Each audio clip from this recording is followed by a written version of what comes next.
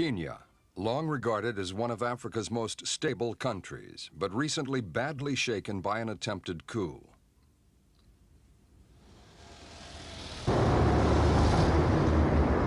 On the surface, Nairobi now gives an impression of order, as it has done during the years of calm and prosperity following independence from Britain in 1964. Nairobi and Kenya have been models that other black states have tried to imitate, not always with success.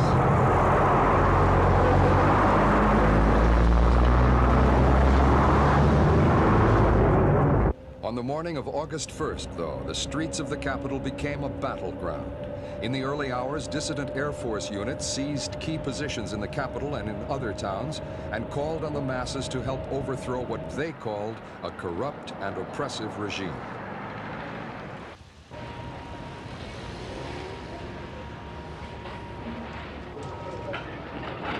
Within hours, loyal troops crushed the rebels and drove off an army of looters who had laid waste large areas of the commercial district. By midday, the worst of the troubles were over. The broken glass was swept away, and life officially returned to normal.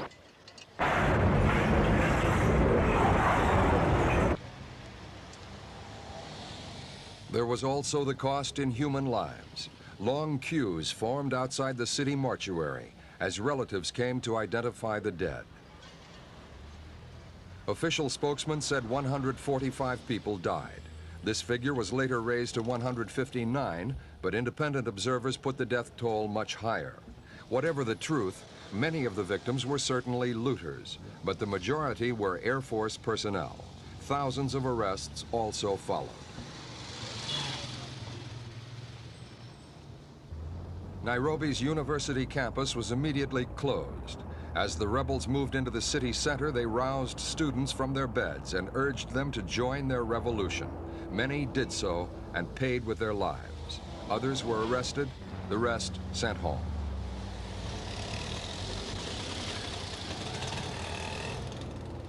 Were the rebels justified in branding the government of President Daniel Arap Moi corrupt and oppressive? Earlier in the year, the editor of the Standard newspaper was dismissed after criticizing the reintroduction of detention without trial by Moi. The press must be a champion of the social, political, and economic development. One of the best-known champions of free speech has been veteran socialist and former vice president Oginga Odinga. Of the people to bring about these developments. The press must indeed... Odinga, now aged 72, has first-hand experience of intolerance. He was expelled from the ruling COUP party in May after announcing his intention to set up a socialist opposition party. In June, Moi declared COUP the only legal political party in the country. And in July, Odinga's passport was withdrawn after a foreign lecture tour in which he branded the government as corrupt. Odinga is said to have been under police surveillance since the failed coup. But when something comes bad about Odinga, they will make the headline. The tensions just below the surface in Kenyan society were probably kept in check by the charisma of the country's first president, Jomo Kenyatta, who died in 1978. His successor, President Moi, has done well since then to avoid tribal rivalry between the Kikuyu, to whom Kenyatta belonged, and the Luo, who include Odinga. Moi himself belongs to a minority tribe, the Tugen.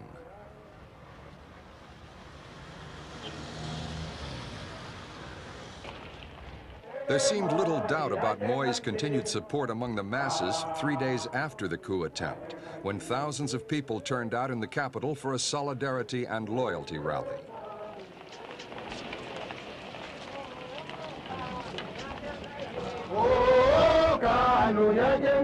The government urged businesses to close that day so that their employees could attend. But even so, it was an impressive occasion. It reinforced Moi's insistence that the Kenyan people are solidly behind his government. He himself told foreign diplomats that the events of August 1st were no more than a serious form of hooliganism by misguided youths. The country's large Asian population was also represented at the loyalty rally. Their countrymen suffered persecution in neighboring Uganda under President Amin. And only in February they were criticized by President Moi himself for alleged hoarding and smuggling.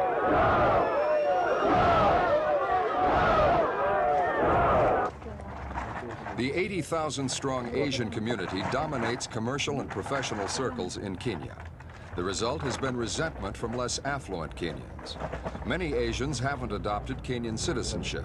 They retain their British or Indian passports. And it was quite clear that Asian shops and businesses became the particular target of looters during the chaos of the coup attempt. Dozens of Asian women were reported to have been raped in their own homes, and Asian houses were robbed and ransacked. One Nairobi resident who was beaten and robbed, Mr. Shah Nawaz, talked about the ordeal. They kept on beating us till they were satisfied that we had no more money. They robbed us of our TV, video, radios, watches, gold, and cash, whatever we had. All the valuables were taken. Fortunately, we were left with our furniture. All my clothes were taken away, and my daughter's children's clothes were all taken. But that's all they could carry. They tried to move something else, but they couldn't. They emptied our refrigerator also, but they couldn't carry it.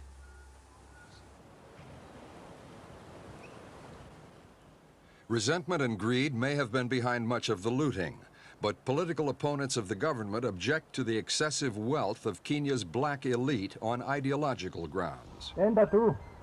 These critics claim that corruption right up to ministerial level assures a life of luxury for the families of those in power.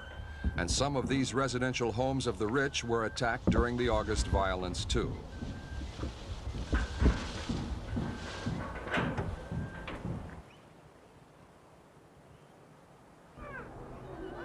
Outside the cities, a familiar sight in Africa, the shanty towns, home for the thousands of poor drawn to the cities in search of employment.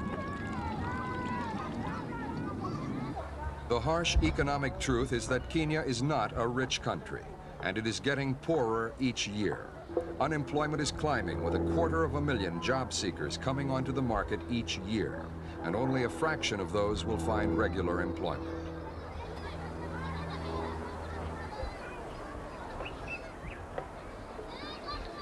In a bold speech earlier in the year, opposition figure Oginga Odinga declared that mass unemployment, soaring prices, and food shortages were the government's fault, the result of bad planning, the importation of luxury goods, and corruption. But the action taken against Odinga and the detention of several intellectuals, including 4 university lecturers, suggests the government is in no mood to tolerate any more criticism for the time being.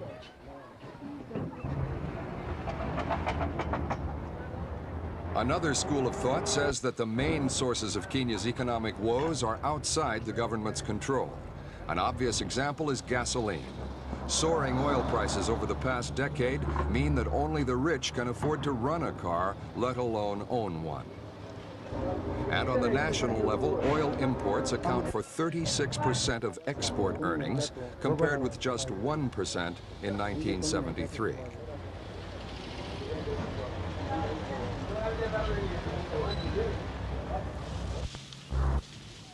Another major factor outside the government's control is the price paid for commodities on world markets. Kenya is heavily dependent on its tea and coffee production in order to keep its economy on an even course. In the mid-1970s, there was a boom in tea and coffee prices, which helped Kenya enormously. These 2 commodities alone account for almost 50% of all export earnings.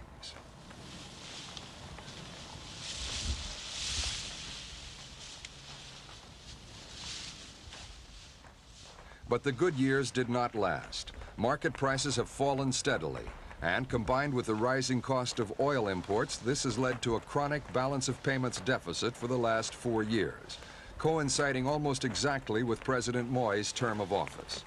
Inevitably, his opponents have seized on the statistics to charge his administration with mismanagement.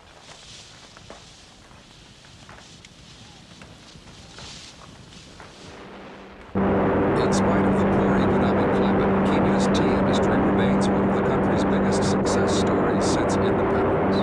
It provides employment for 138,000 people.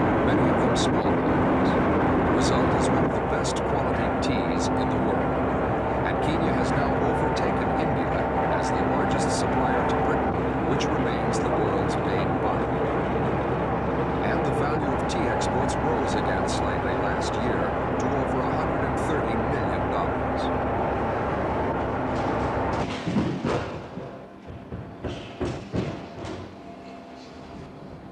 Kenya has always prided itself on being able to feed all of its people. 85% of the population depend on the countryside for a living, and 80% of the land is arid or semi-arid. This places great demands on the good farming land, and as commodity prices have fallen, the government has begun to make more smallholdings available for subsistence farming. This man owns just half an acre of land on the outskirts of Nairobi. He's growing posho, a kind of bean, for himself and his family.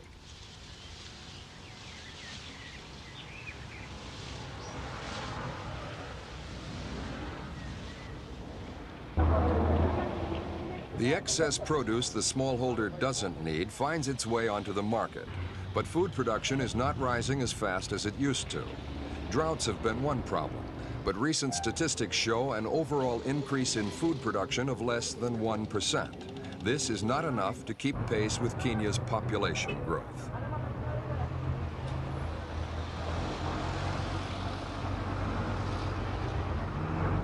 Speaking at an international trade fair, President Moi remains optimistic about food production. The continent has become more dependent on food imports. However, we in Kenya have done better, and apart from one or two temporary setbacks, mainly caused by adverse climate, the agricultural sector has generally managed so far to keep pace with the bulk food needs of an expanding population. But it has become acknowledged that human numbers in our country are continuing to rise at an annual rate approaching 4%. The 4% population growth has brought Kenya's total population up to 17 million.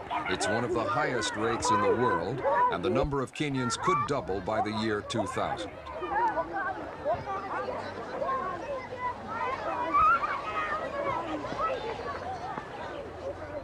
With the help of United Nations agencies, the Kenyan government is encouraging birth control. Popular medicine for family planning is a pill which they take every day for 28 days. And another method which is more popular is IUD, lipid loop, which you insert for 5 years and then remove and insert a new one. Another one is for 3 years, it's called Copper T. We remove it after 3 years and then insert a new one. Kenya has never experienced the horrors of starvation that have occurred in other African countries, and birth control is one way of keeping down the number of mouths to feed in the future.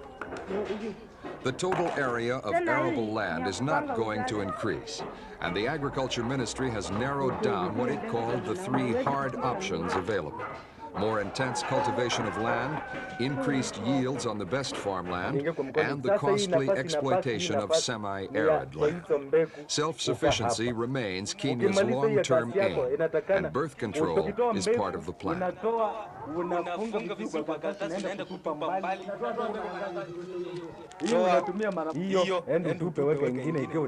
Kenya's ability and willingness to cope with its own social and economic problems have impressed Western countries, which have been asked through the World Bank to increase their investment there. And Kenya has always remained close to the West, providing military bases for the United States, for example.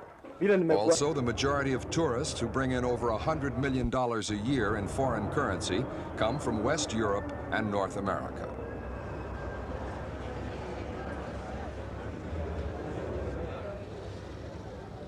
The events of early August, though, have frightened away many tourists, and they have stirred fears not only among Kenyans, but also in neighboring and Western countries, that Kenya's internal problems could erupt again into violence and disorder.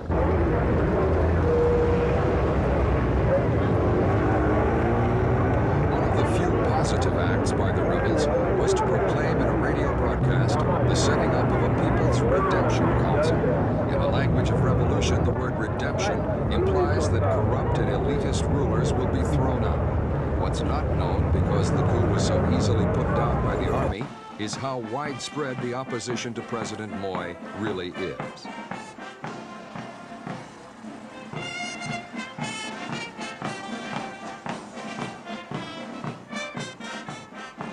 One interpretation of events is that one section of the armed forces crushed a coup attempt by another section. The army, suddenly aware that coups can happen even in peaceful Kenya, will be more vigilant in the future. And President Moi will keep a closer watch on his political opponents. He can do so through the power of the army and of a one-party state. But he will find it harder to restore Kenya's tarnished image of a country of peace and tolerance.